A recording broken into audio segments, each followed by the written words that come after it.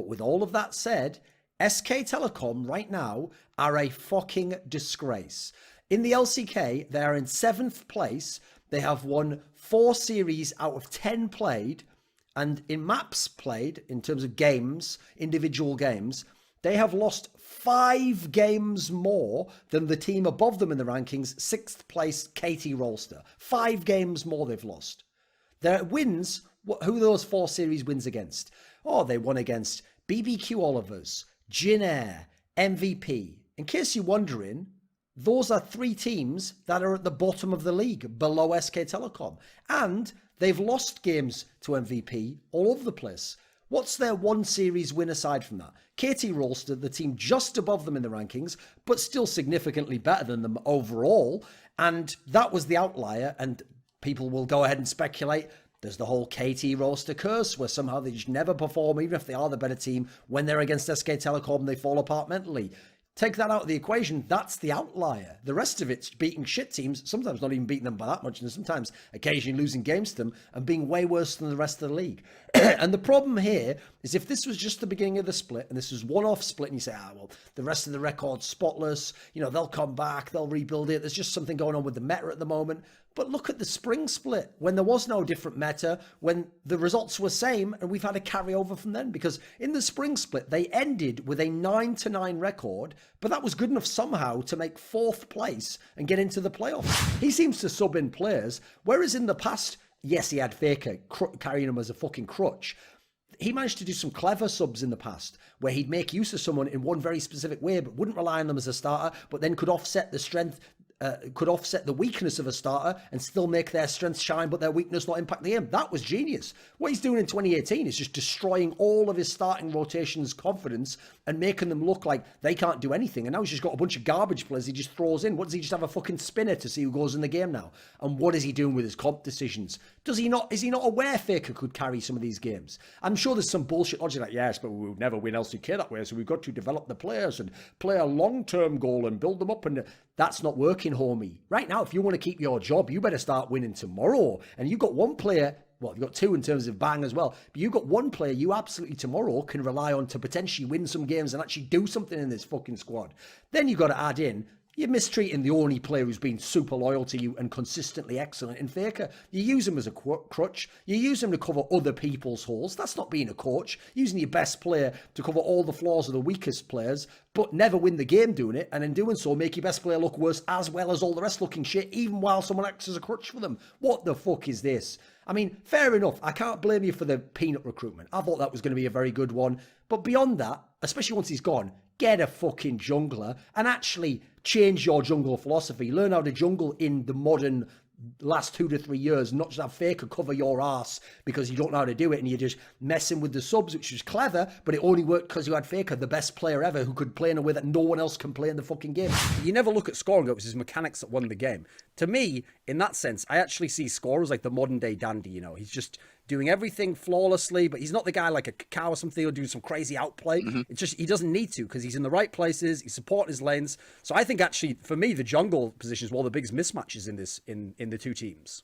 So purely versus like Score and Peanut, I do agree with you. Peanut can be one-dimensional. Peanut can be very on and off. Like on an on day, he's crazy good, and on off day, he's pretty fucking useless. Yeah. And Score, like I agree with like all the points you made. Very intelligent jungle, plays since forever, always in the right place, always knows what to do. But it's called the Legend of the Bee in Korea. Like whenever SKT is in danger, the jungler whose name starts with B comes in and saves the day. It used to be Bengi, now it's Blank. I don't know if you could say that about Blank though, because Blank was the one who needed the Legend of the Bee. He's the one who needs to have his ass saved. Yeah, now, but he's taken that role over with Bengi leaving the team. So Blank, I feel like actually does really well versus top tier junglers this split. Where he's come in, he reads the jungle pathing really well, and he knows what he needs to change, and he knows what to expect, and he does the right gank, and then he does what's needed. I think overall, like even like looking at it, Blank and Peanut versus Score, like Score does have a lead, But when SKT is able to use them interchangeably, where they first use Peanut and then they switch in Blank after what they see goes wrong, or they tell Blank, yo, this is like what you need to do. This is what their jungler is doing, and this is like the kind of pathing you need to do, and this is like the kind of role you need to fill on the team, and this is how you need to shot call, and this is how you need to communicate to the others. And Blank's been continuously getting better and better. He's played under Bengi. He's worked with the SKT coaching staff. He's an incredibly young player, and also how he plays is really good. Okay, but here's the problem: is that Bang is just going to stay where Bang is, and where Bang has been for the last 3 years. Yeah, the best. Part of that is because he plays with Faker, mate. So I mean, a bit different from a lot of the other ADCs out there. They're not really playing with Faker in the mid lane all day long. But okay, let's just forget that, shall we? So problem Bang has is he can't improve because he plays with Wolf, and Wolf is Wolf. Okay. Wolf is the same at all times. If he gets the right meta, he occasionally looks good on a pick, but he is not. Put it this way: if we want to talk about mismatches, I'll take Mata over Wolf. I think Lokodoko. I'll also take Mata over Wolf in terms of Mata is probably the best shot caller in the world. Okay, so here's my point of view on that. So, you know, like when football fans are like, "Oh my God, who's that guy that does what is it, like the kneeling thing?" You mean Tim Tebow. Team Tebow, who's like, "Oh, why don't they let Team Tebow play quarterback? Why don't they let Tony Romo start over Dak Prescott?" You know why? Because the head coaches in those organizations, like those football organizations, they've been there since forever. They watch these guys play in practice. They watch these guys like day to day. They basically live with these guys, and they know them way better fucking than any other like fan ever will. So their decisions are way smarter, way more informed, and just better. Like as fans, you won't be able to make the right call over that head coach. And esports, a lot of head coaches are young. One of them, and yeah, like sometimes we make the wrong decisions. But I'll say this: Goma has been one of the best coaches. Goma has been one of the best at evaluating talent. Goma has been the best at winning. He's just been the winner. He's just been also Bill had Faker, Belichick. but okay, yeah, I agree. So he's watched Wolf play for years and years and years.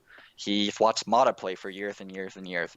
And I think it was pretty obvious. If SKT wanted, they could have picked up Mata. So generally, I hate narratives that get set in stone as bullshit and then they just repeat and refine into the worst polished dog shit of all time. So one of those is about EDG playing against SKT, winning the first big international tournament for the LPL in terms of like international play and big lands.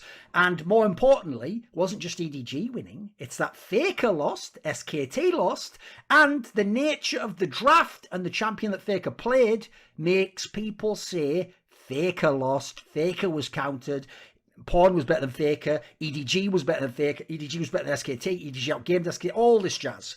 So the narrative goes like this essentially. EDG baited Faker into picking LeBlanc, and then Pawn, the opposing mid laner, countered him, and/or the team countered and shut down Faker and thus won MSI. Now this obviously ties into another narrative that got out of control, which was when Pawn in the WCG qualifier in 2013 was on Samsung Blue and they beat SKT in shocking fashion. It began this whole storyline of Pawn is the kryptonite to Faker. And then what happened? Pawn went over to Samsung White, one of the best teams in the world. They won Worlds next year and they beat SKT a bunch of times. So the story became, it's just Pawn's better than Faker. He just counters him, doesn't he, in lane, just a better mid. Even though, by the way, two of those teams I was talking about, Samsung White was a better team than SKT, so that one didn't even make sense anyway.